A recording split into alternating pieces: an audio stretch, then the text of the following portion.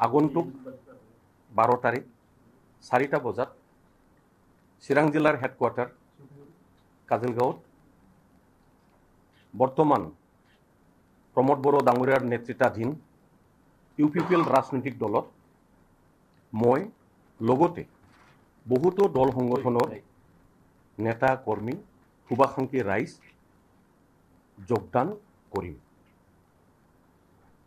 সেইদিনাখন সেই কাৰ্যসূচীত ইচ্ছুক ব্যক্তিসকলে অংশগ্ৰহণ কৰিব পাৰিব।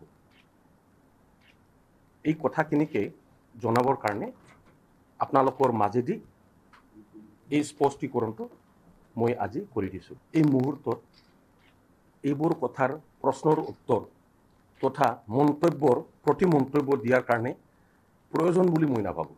মূল কাৰণটো কোনোবা ব্যক্তি তথা কোনোবাক আক্ষেপ বা বিক্ষোভ কৰি পেলাই এই সিদ্ধান্তটো মই লোৱা নাই।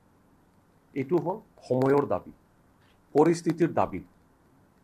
অনাগত দিনবিলাকত আমি একত্ৰিতভাৱে অঞ্চলৰ সৰ্বাংগীন উন্নয়ন, শান্তি সম্প্ৰীতি, স্থায়ীকৰণ এই কথাটো প্ৰাধান্যতা ইয়াত আছে। এলিগেশ্যন দিয়াটো ইমান ডাঙৰ কথা নহয়। এলিগেশ্যনৰ সঠিক প্ৰমাণিত যদি কোনোবা দিব পাৰে নিশ্চয় তেতিয়া কথাটো সঁচা বুলি ময়ো গ্ৰহণ কৰিম। কিন্তু কথাৰ যুক্তিযুক্ততা, বাস্তৱ প্ৰমাণ এইটোহে সত্যতাটো প্ৰমাণ কৰিব। আগন্তুক 12 তাৰিখ 4টা বজাত চিৰাং জিলাৰ হেডকোৱাৰ্টাৰ কাজলগাঁৱত বৰ্তমান প্ৰমোদ বড়ো ডাঙৰীয়াৰ নেতৃত্বাধীন UPPL ৰাজনৈতিক দলত মই লগতে বহুতো দল সংগঠনৰ নেতা কৰ্মী শুভাকাংক্ষী ৰাইজ যোগদান কৰিম।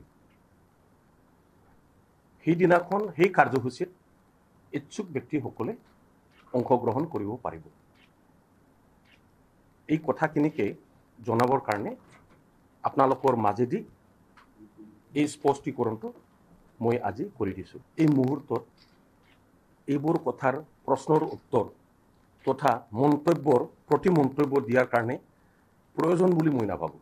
মূল কাৰণটো কোনোবা ব্যক্তি তথা কোনোবাক আক্ষেপ বা বিক্ষোভ কৰি পেলাই এই সিদ্ধান্তটো মই লোৱা নাই।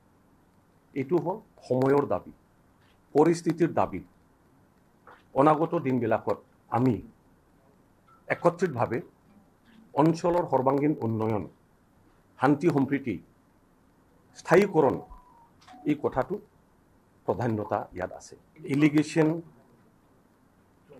দিয়াটো ইমান ডাঙৰ কথা নহয়। এলিগেশ্যনৰ সঠিক প্ৰমাণিত যদি কোনোবা দিব পাৰে নিশ্চয় তেতিয়া কথাটো সঁচা বুলি ময়ো গ্ৰহণ কৰিম। কিন্তু কথাৰ যুক্তিযুক্ততা, বাস্তৱ প্ৰমাণ এইটোহে সত্যতাটো প্ৰমাণ কৰিব।